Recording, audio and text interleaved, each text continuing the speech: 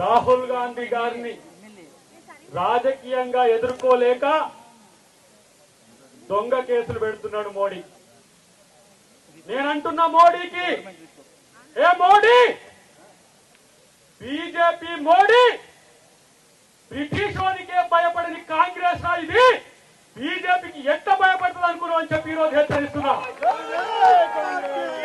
మోడీ, అమిత్ షా ఒక కేడీలు, ఈ దొంగలు ఇవాళ దేశం కొరకు ప్రాణాలు అర్పించిన కుటుంబం మీద కక్ష కట్టిండు దరిద్రుడు. ఈ రోజు ఎక్కడ మీ స్వాతంత్ర సంగ్రామంలో మీ పాత్ర? ఇవాళ సెంటు భూమి కూడా లేదు, ఇల్లు కూడా లేని కుటుంబం మీద ఈడీ కేసు పెట్టి ఇవాళ మీరు బెదిరించాలని చూస్తే ఇవాళ గాంధీ కుటుంబానికి మేమందరం కూడా సభ్యులమే. అందరూ గుర్తుపెట్టుకోండి. నేనంటున్నా 2029 లాస్ట్ మోడీ నిన్ను తన్ని తరిమేసే రోజులు ముందున్నాయి, గుర్తుపెట్టుకోండి. 2029 తర్వాత మోడీ ఉండేది జైల్లో.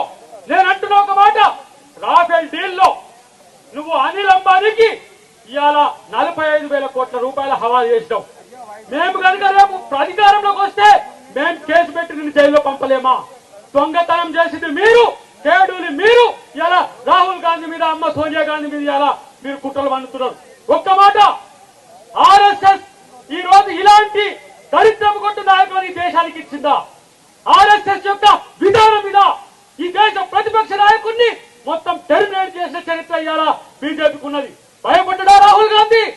ఇవాళ ఎవరైతే ద్వేషం పంచుతున్నారో వాళ్ళ బజార్లో ప్రేమ కొట్టుడు పెట్టిడు రాహుల్ గాంధీ. ఇది కాంగ్రెస్ పార్టీ యొక్క కల్చర్. మేము ప్రేమనిస్తున్నాం, మీరు ద్వేషాన్ని పెంచుతున్నారు.